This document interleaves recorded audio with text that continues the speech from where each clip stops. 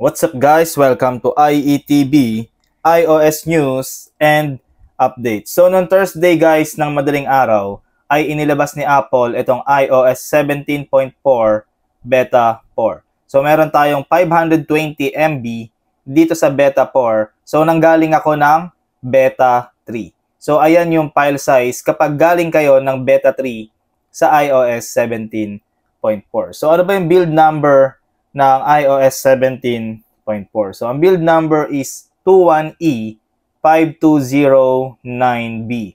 So, since B yan, asahan natin na meron pang isang beta na lalabas. And pagkatapos ng isa pang beta na lalabas, ay yung RC na or yung release candidate na ng iOS 17.4.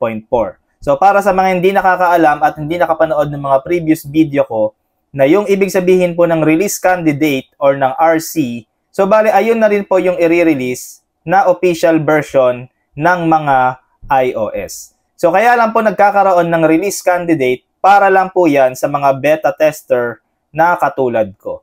So dito sa beta 4 ng iOS 17.4 ay wala po masyadong bagong feature bukod dito sa battery health. So dito po sa battery health nakikita nyo na bago na yung UI or yung information ng battery health po natin. Pero take note po na available lang po yung ganitong information sa iPhone 15 series. So possible po from iPhone 15 to the next generation ng iPhones ay ganito na po ang magiging battery health. So bali hindi lang po natin alam kung gagawin din po ba nila to sa ibang iPhone na lower version sa 15 series.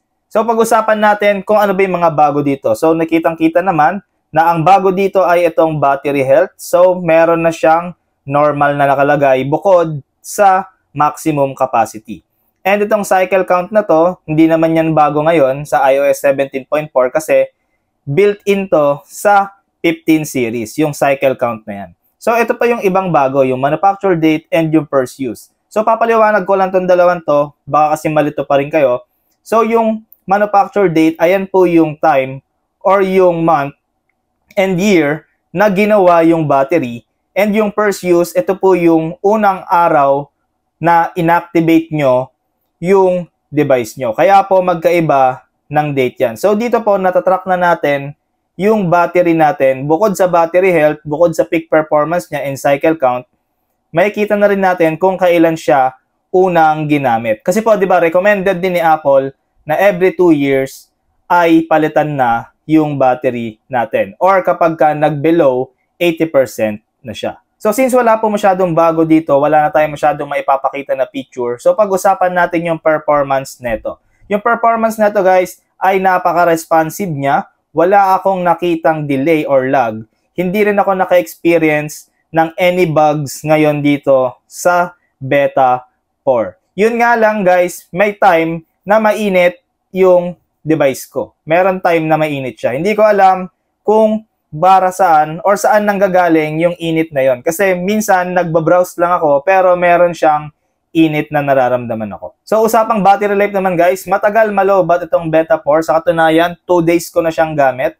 And talagang maganda yung battery performance na pinapakita nitong iOS 17.4 beta 4. So pag-usapan natin guys, yung Geekbench performance nito. So sa Geekbench guys, punta tayo sa CPU. So nakapag-run na ako ng Geekbench. So ito, yung 17.4 beta 4. Ito naman yung beta 3. So makikita natin dito guys, sa beta 3 and beta 4, mas mataas po yung Geekbench score sa CPU ni beta 3 compared kay beta 4. Pero konti lang naman yung difference niya. So punta naman tayo sa GPU benchmark. Sa GPU benchmark naman, dito naman ay lamang naman si beta 4 compared kay beta 3. Pero ilan lang naman din yung nilamang sa GPU benchmark. So yun guys, para makuha nyo itong wallpaper natin na to na ginamit ko dito sa video na to, ayan makikita nyo na napakaganda ng wallpaper. So join kayo dito sa Telegram group namin. So ito yung GC namin sa Telegram. Ayan, so ilalagay ko yung link nitong GC sa Telegram dito sa description ng video na to. And kung naghahanap kayo ng group ng iOS. So, punta kayo sa Facebook, join kayo sa group namin na iOS Pilipinas. So ayan guys, search nyo lang iOS Pilipinas. For more iOS contents and iPhone tips, follow me here.